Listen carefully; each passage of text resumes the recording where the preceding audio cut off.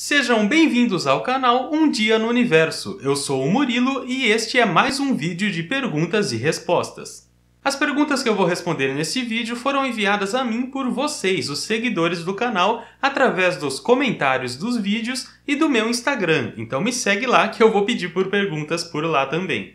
Sem enrolação, vamos então para a primeira pergunta de hoje. Ela foi feita pela Michelle, que perguntou: é verdade que com a pandemia houve melhora significativa na camada de ozônio? Ok, então é uma pergunta bastante interessante aí sobre a camada de ozônio e sobre os impactos que a paralisação mundial aí feita para conter a pandemia do coronavírus teve nela. Vamos lá! Bom, como de costume, antes de responder a pergunta em si, eu preciso primeiro dar uma contextualizada no assunto da pergunta. Vamos falar então sobre a camada de ozônio, por que ela é importante e se teve realmente alguma mudança nela por conta da paralisação mundial feita para conter a pandemia do coronavírus. Ozônio é um gás, um composto formado pelo elemento químico oxigênio.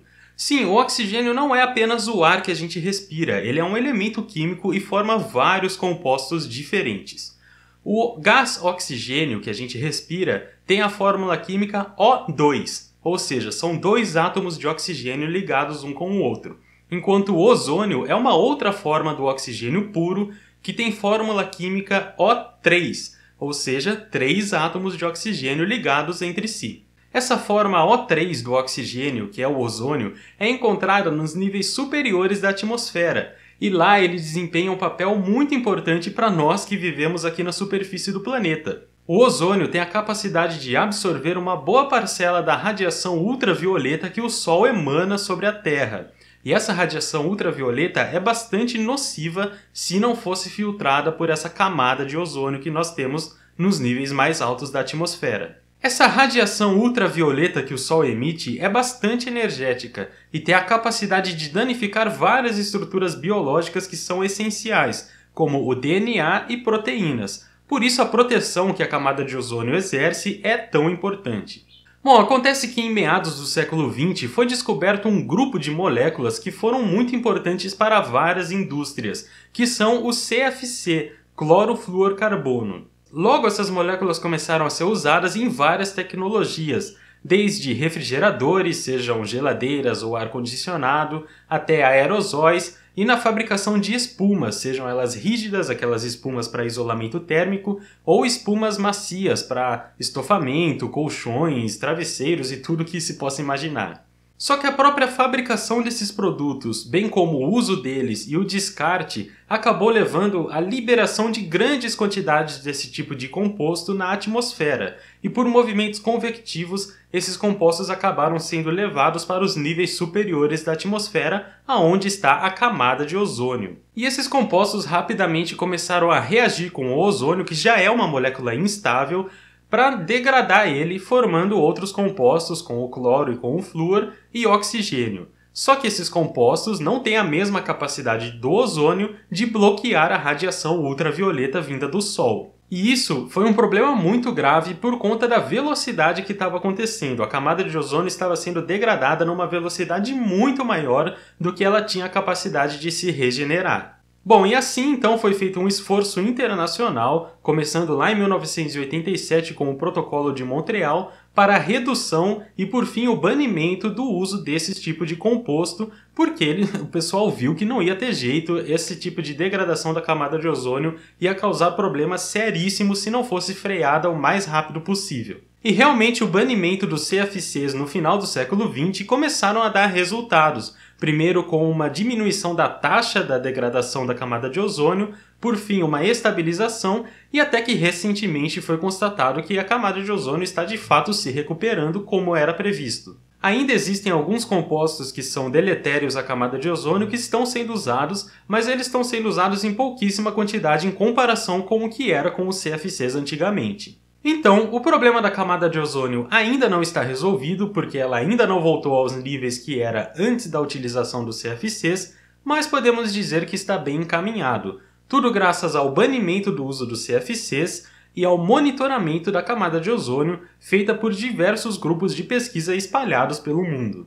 Agora, existe um problema ambiental muito grande que estamos enfrentando nesse exato momento, que está relacionado com a mudança climática causada pelo aumento do efeito estufa, e isso é uma coisa separada da camada de ozônio. Basicamente, o efeito estufa diz respeito à quantidade de calor retida no planeta pela sua atmosfera. Esse efeito tem uma relação muito íntima com a presença de alguns compostos na atmosfera, como o dióxido de carbono, o metano e até a água. No entanto, para a gente, o mais importante são os compostos de carbono, principalmente o dióxido e o monóxido. Por quê? Porque esses compostos, esses gases, são resíduos de vários processos de queima que nós utilizamos industrialmente, ou para transporte, ou para produção de energia, e para várias atividades humanas. Ao queimar qualquer matéria orgânica, nós estamos liberando carbono na atmosfera que contribui para o efeito estufa, gerando um aumento na média de temperatura do planeta que leva a um desequilíbrio climático global. Devido à pandemia do coronavírus, houve uma diminuição da atividade humana em geral, e isso realmente causou uma redução da emissão de carbono por vários países. No entanto, essa redução forçada não é muito animadora, porque a gente sabe que assim que passar isso e assim que a gente superar essa pandemia, tudo vai voltar ao normal e as coisas não estavam indo bem antes da pandemia e vão continuar não indo tão bem assim depois dela.